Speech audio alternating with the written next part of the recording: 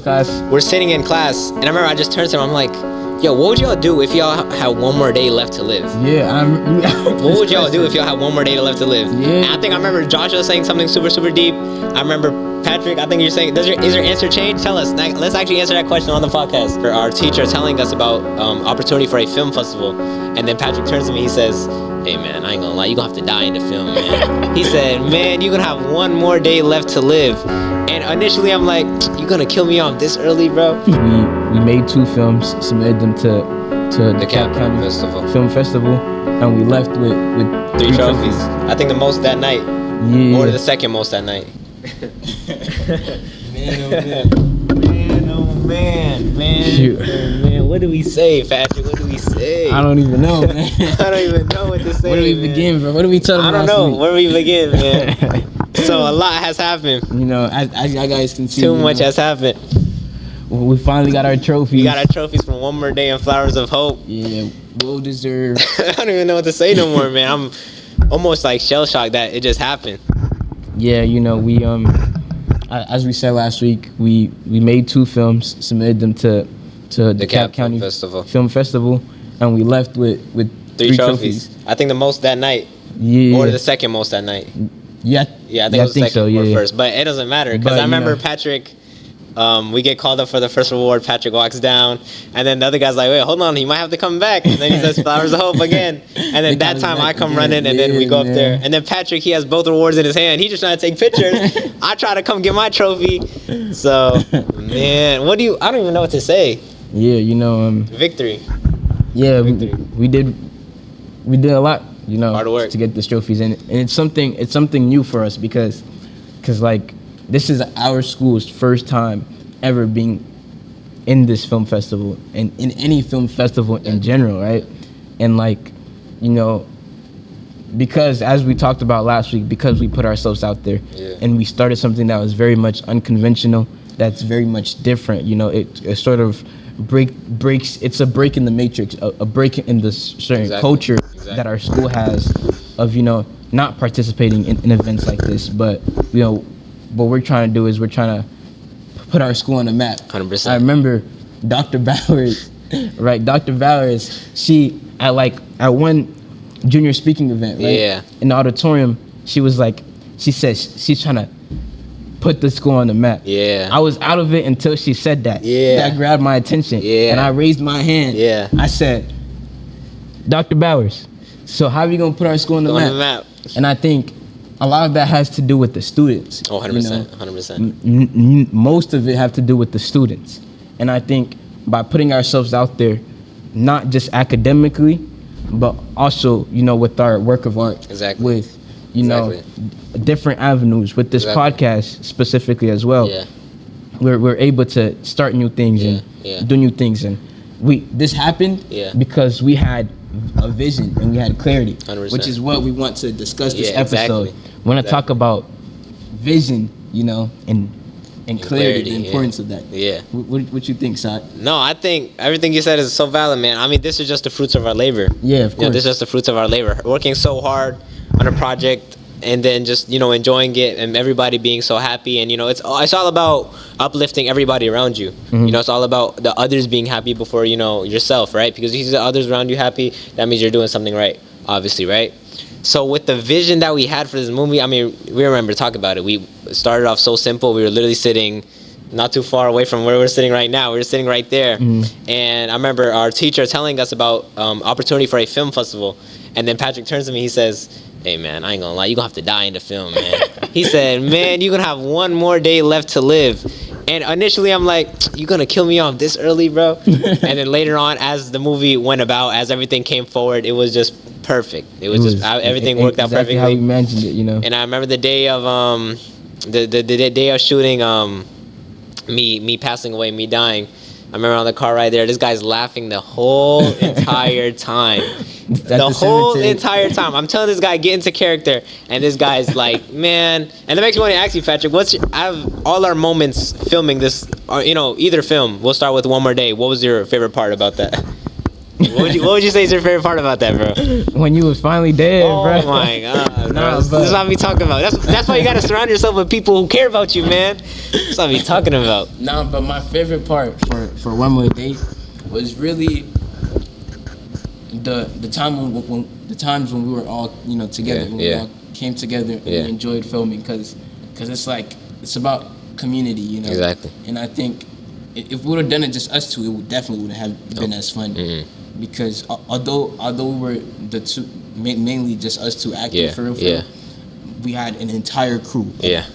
A big crew, right? Yeah. And they helped with everything, and we couldn't have made such a great film without them. Without them. Yeah, and for Flowers, I could say the exact same thing for Flowers of Hope, and I know the sort of passion that we put into both films, letting our vision grow into something that's more than just talking, because at first we were just talking about it. Yeah. We used to walk down these halls.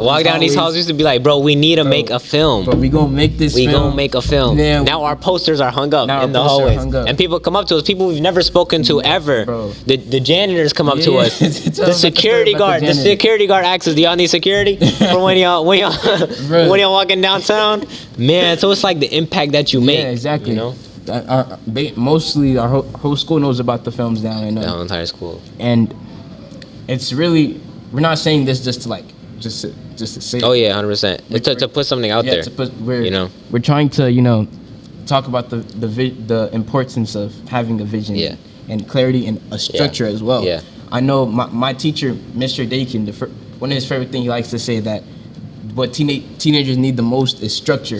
And simultaneously, that's what we lack the most. Yeah, 100%. And you can even go further from saying teenagers, but people in general need structure and clarity. 100%. 100%. And, talking to a lot of teenagers today, you can probably testify to this, because I know definitely I can. You can ask them what it is that they want to do. Yeah. A lot of them are either lost. Yeah. Or choosing a plan that was already set for them. Yeah. Most people would like to be something just because they see other people being it. Do things just because they see other people doing it. Yeah.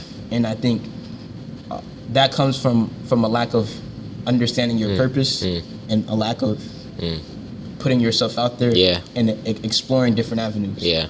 And that's really what a lot of people, especially teenagers, because that's what we cater to. Yeah. In our podcast is speaking to people our own age, like it's a conversation. Yeah. And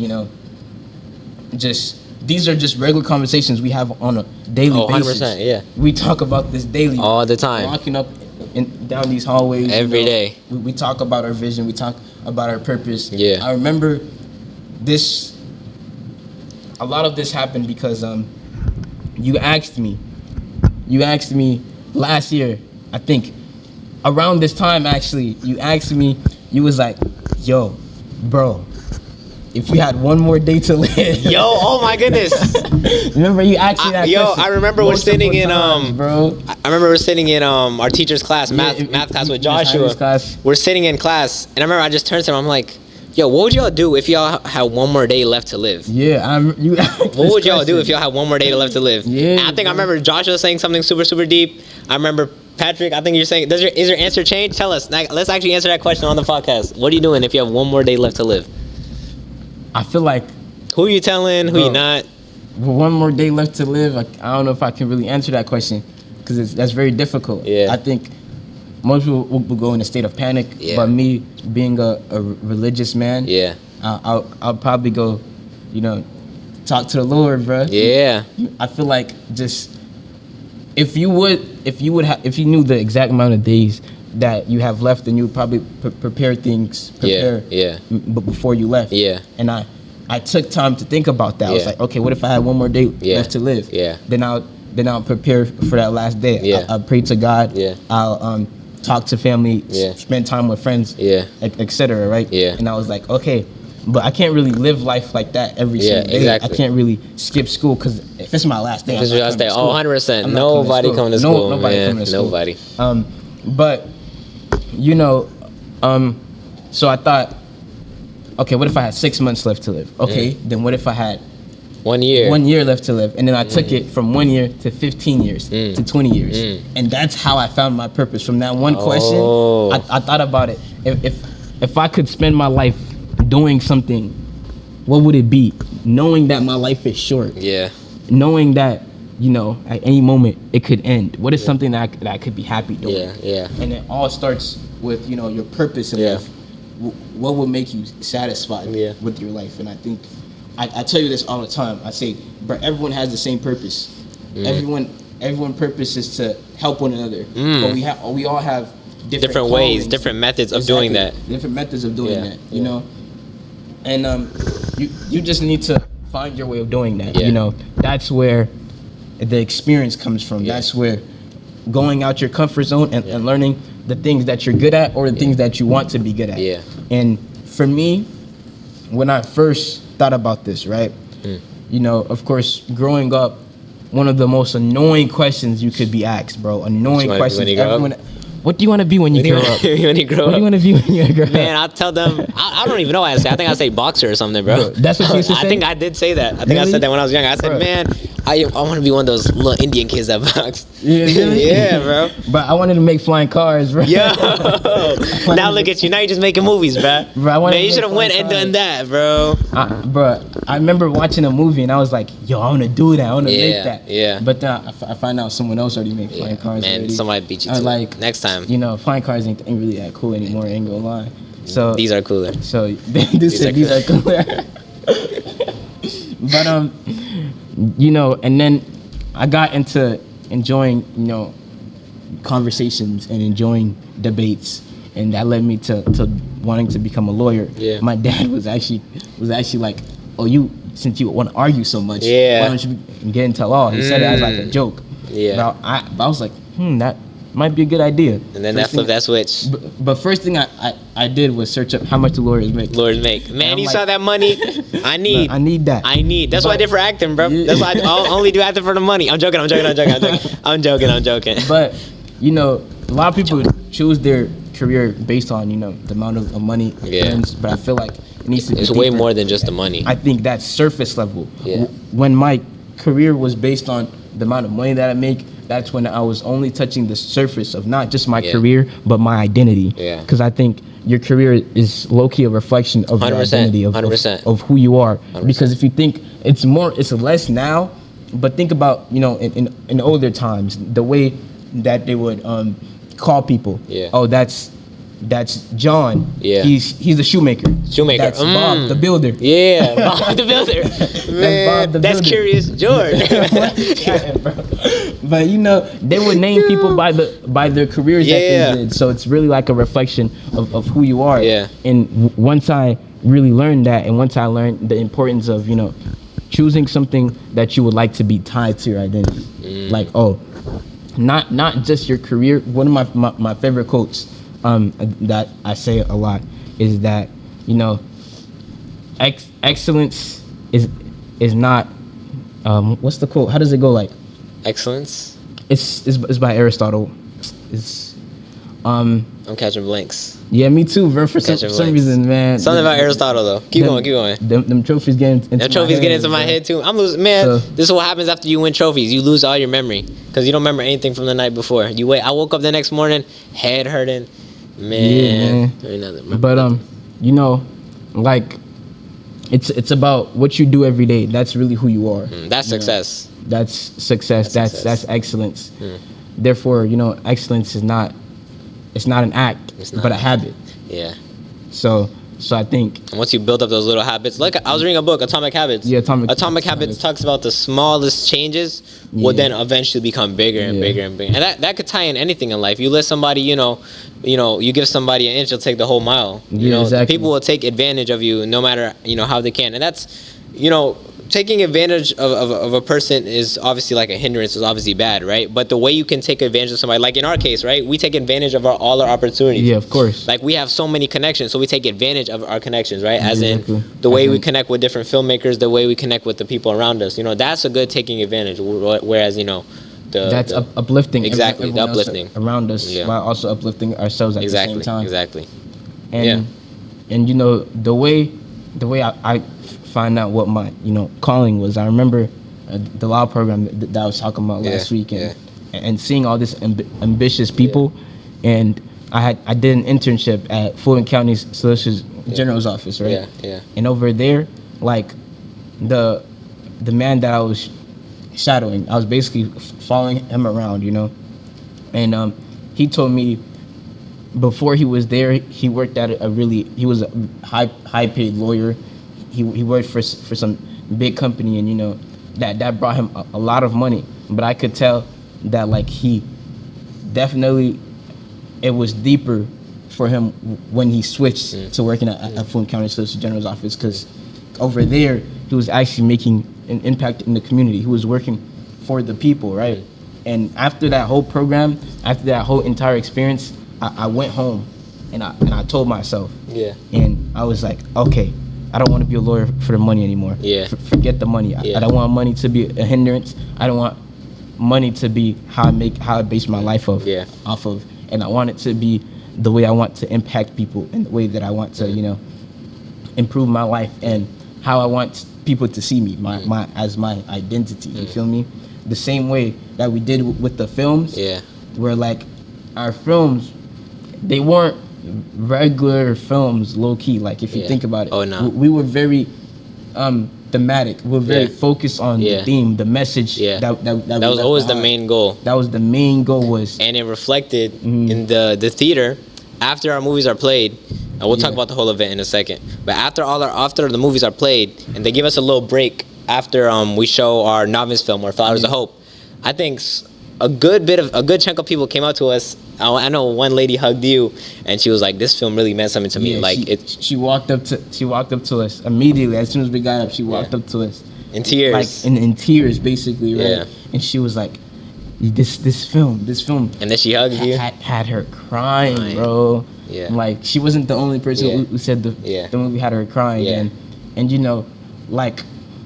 That's what we wanted to do. We always wanted the deep, because the type of movies we watch, right? I don't know if you've seen, when you peep, there's so many movies with such deep meaning. Like, I don't know if have you seen Marriage Story? That's that's a movie I can think about that has so much, like in Marriage Story, the deeper meanings behind it, and the acting in it, and everything that goes into it, and you peep, but it takes a toll on the actors. Yeah, of course. It takes a toll on the actors. Like, you can't tell me that I forgot the actor's name, but Scarlett Johansson. You can't tell me that Scarlett Johansson wasn't mentally drained after that. I know there was a scene when they were filming Breaking Bad. You haven't seen Breaking Bad, but I'm gonna go ahead and spoil it a little bit. But there's a scene where Walter takes their little baby, and Anna Gunn, the actor for the lady, right? I forgot her name. Anna Gunn, right? There's a scene in behind the scenes where when Walter's driving away, Anna Gunn she has to redo this crying scene over and over again because they can't seem to get it right. And I feel like that's kind of what we did with our actor with Cece. But it was only one time, but 3 minutes. Like I think we made her cry one time.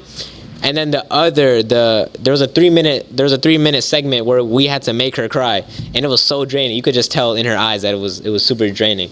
So being an actor, being a filmmaker, being a director, there's so much that goes into it that people don't look at. People don't look at the human side of it. Right? I know in a lot of romance films, some of the actors actually end up falling in love with each other and liking each other. I remember there's this one Bollywood movie where these two actors, they actually fell in love because of the movie, and it was a romance movie. So there's so much to acting, the human perspective of it, that I think people don't understand. And just movie in general. Because film has so many double meanings, and film is something that can teach you so much. It's just so complex. Really. So complex. And that's really why we did it. 100%. And we had that vision from the start. So I'm so glad our movie had that dynamic. You know what I mean? Exactly. So we, from the jump, we created exactly what we wanted. And man. And then when we got it done, and now we can actually talk about the actual award ceremony. So I don't know, I forgot what time it started, but I remember, we walked in, took our seats, they played the movie, and then they you remember the exact moment? I think it was, I don't know what they called out first, but then they called out I think it was best picture is the second one. And then if I have Patrick, they called out best sound. Best sound. Oh, we won best sound too. I be forgetting what trophies we won. So we win best sound. And then after that, you go on stage, and then you come back down, and then we win Best Picture, and then after that's a break, and then that was the first time we did red carpet, proper red carpet interviews. Any red carpet event, that was our first. That was our first red carpet event. So we did proper interviews. I mean, people were like, "Look this way, look this way," and then we did a thing with Reimagine Studios. We did a little interview with them, and then it was there was also a moment when I remember our phenomenal writer Rosalia.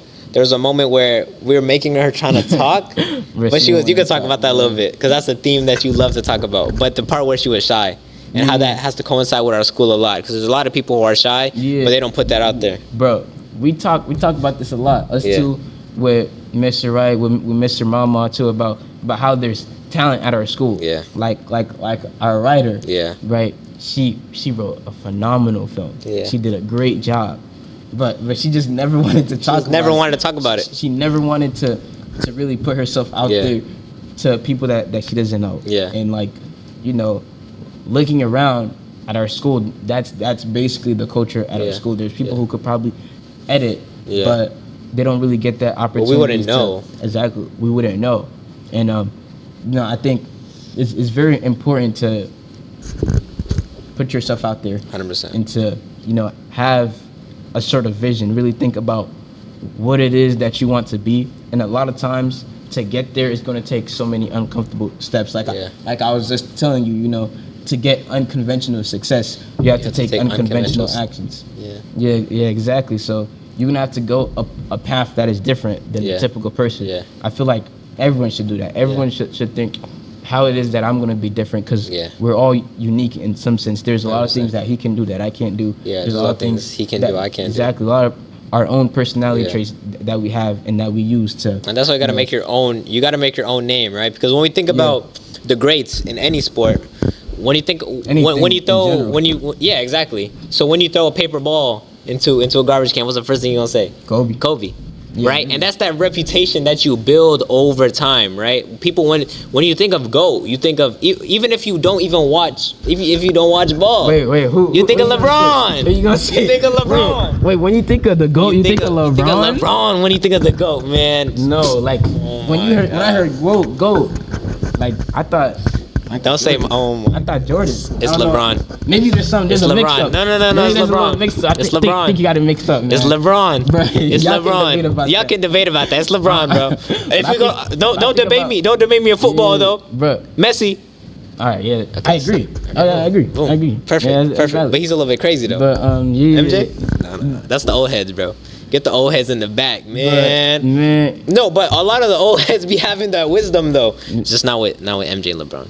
Bro. Not with the MJ and LeBron. But go on, what was you saying? This dude done lost track. Oh my god, I lost track, bro. Because you wanted to start debating about some MJ LeBron, bro. No, so I was like, all right, bet. All right, go ahead. Let's start a debate about MJ LeBron. But I was saying, so when you have these different, talents, Muhammad Ali, people think of Muhammad Ali when they think of a great boxer, right? So speed, all these, exactly, speed. When they think of the fastest man, Usain Bolt. They think of the best when they think of anything, right? And when you want to build up that reputation in this industry, you got to stand out. Yeah. You have to stand out. And I think our film stood out because it had the emotional aspect, the storytelling parts, the photography, the camera. You have to have your own unique taste and your own unique likeness of things. Something that is different. I think like what we talk a lot about is culture. Yeah. And a lot of times people like to stay in that same cultural box of their environment of where they're at. And a lot of times that can be draining because there might be some parts of you that are outside of that box. But you're not letting yourself shine by keeping yourself stuck in that same box. And like you can, bro, y'all notice this in society, how a lot of people dress the same, look the same, they try to talk the same. There's no uniqueness. And for the longest of time, that was the most annoying thing for me. Like 8th grade, 9th grade year, because there wasn't really that many people, of course, because a lot of times it takes a certain maturity level to be able to say that, oh, I'm different, and that's okay. That's good. That's good. But most people were just bots. Like you have to be able to accept it. Exactly. You have to be able to and also let it shine. Yeah. What the heck? That sounds so corny and That cheesy. does sound corny. But That's from that one movie. I forgot what movie it was. Let it shine, let it. Alright, keep going. But bro, I don't know. How to say No, that. let it shine, Bro, man. But that's true though. Like you do gotta let it shine. Bro, like you said, cliches are cliches for Cliches a reason, are cliches bro. for a reason. Our next movie is gonna be called Let It Shine. Bro, no, it's not. Bro. Our next movie is gonna be called Let It Shine. Ain't no next. Ain't no next movie, bro. I'm retiring, bro. Yo, bro, we won done, 3 that's done, awards, that's done, and then bro. we retiring, bro. Heck no, Yeah. man. You gotta end it when it's What do good. we look like? And then when it's stop good, because the bad times, man, we cannot get to the bad times, man. Man, let us be at a film fest. Our names don't get called. Walking out. Alright, I'm joking. But yeah, you know, for the longest of time, because I didn't know anybody that would really be their unique self. Yeah, and then you And met then- me. Well, I met Joshua, Okay, and then man, Joshua, man, that's a name I that. met other people. Yeah. Because I think to really be comfortable with that Yeah. self, you need a Yeah. lot of solitude and a lot Yeah. of self-confidence. You need to really do a lot of self-reflection. And like for a while, I was sort of going through like an existential crisis because you know, in society, it's like you choose or it's chosen for you. 100%. Your identity, you choose or it's chosen for you. And a lot of times growing up, it's chosen for you. 100%. They tell you to do this, they tell you to Yeah. be this person. Yeah. And you don't really think about it. You don't really think about what's different Yeah.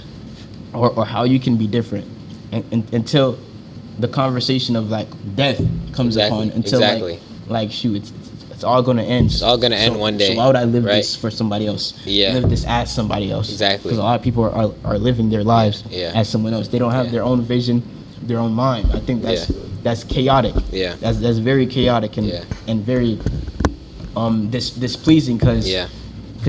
many people end up not knowing what makes them happy. Yeah. Yeah. Not they end up choosing a career that That's not doesn't make them happy.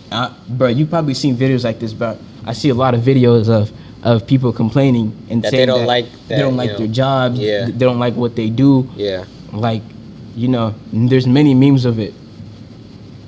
Oh, so what's your dream job? Job? I don't dream of working. I don't dream of working. Exactly. But it's in the sense that like whatever you do, it's gonna feel draining if it's not your purpose. Yeah. Exactly. If you don't feel like that's what's ties to your identity. Exactly. Like filmmaking, no part of this felt as Felt if, like work. like it was work because it Work. felt like it was a part of us. was just We're fun filmmakers. the whole This time.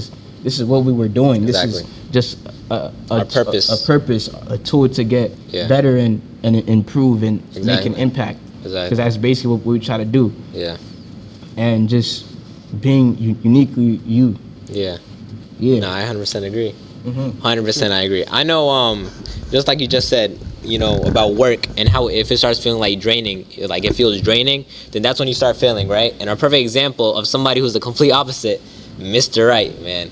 Every time there's a sporting event, every time he's there's there. any sort of event, he's there posted up with Oh, the yeah, camera. for sure. I remember I was in Baltimore for the little college trip, and this guy drove from Atlanta to Baltimore. Bro, that's crazy. The day he found out, and he was there waiting for us before we got there. We went there by plane. It took us an hour.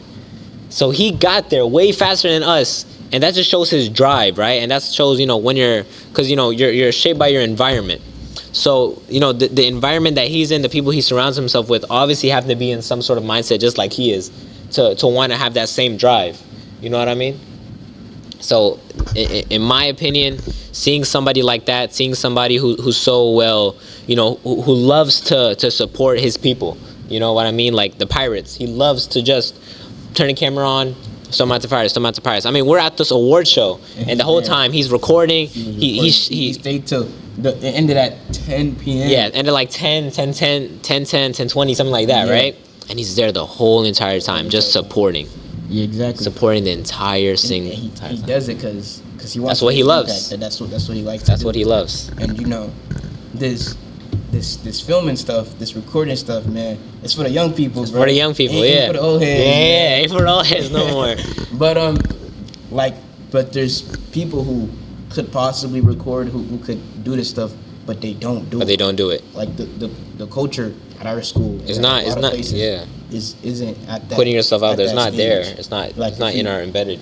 Exactly, it's not really there yet, and I think it all starts. I remember talking about it with Joshua and with other friends who are very similar. You know, like how could you change your culture? Because Exactly. one thing I was very uncomfortable with when I came to the school is that noticing how people didn't have that same drive, or Yeah. didn't even know what they wanted to do in the first place, and some people aren't even trying to find out what they want to do, Yeah, which is a big problem in itself. Yeah. And that's a culture issue. It's not like it's one person Yeah. or two people. It's many people, and that's what people are comfortable with. And it's less now. The culture now, junior year, is less aggressive than it was before. There's less fights. There's less drama. There's less craziness, and I think students are really improving. You know, and I think we're starting to make an impact. Impacts and improvements. And improvements, and I think the main reason why people are like that, Yeah. aren't pursuing their dreams, aren't Yeah. pursuing things that they are interested in, Yeah. is because they don't. That's not the culture. That's not the not. culture. That's something different. And Yeah. a lot of times, it's in human nature to stick with the status quo. Yeah. Like today we went on a field trip, right? We went Yeah. to the state capitol. State man. capital. And so Yeah. we met with our senator. Exactly. Different senators. Yeah. Legislators. I think her name Lobbyists. was Kim Jackson, right? Yeah, I think so. I think Yeah, Kim Jackson. and so she was saying how she's broken every social norm social norms, of and a big reason why many people don't do things is because they don't see someone that looks like Yeah, them exactly, doing it. exactly. They don't see someone from the Yeah. same places that Yeah, they're from doing yeah, it. yeah. And it's a culture thing. It's Yeah. like if they don't think that that's something that they could Yeah. possibly do. Yeah. And to me, that was a shock to me because my home environment, it's like I've been taught to very. to do a lot, Yeah. to That's a blessing. be the best. But I think I know many people are not like that. Many Yeah. people aren't fortunate enough to grow up in a household like that. Yeah. But it's not as if that's the end. It's not as if that's how they have to stay. They can always grow from that environment and get better. Really, that's what we're trying to do with this podcast. Yep. Help people gain some knowledge, some wisdom, and grow out of that sort of comfort zone. Exactly. And being able to put themselves out there. That's the only way we got all these. Yeah. Only way we got all these. So, we're finna head out. Yeah, that's a wrap. We finna get these, For bring this these trophies episode. home. Yeah, man. I just give it a kiss if I could. Bro, this guy. It's kind of dirty though. I gotta clean. Is it a him or a her? Bro. What y'all think? Him or her? Get your trophy before I steal it. Go Pirates. Go Pirates.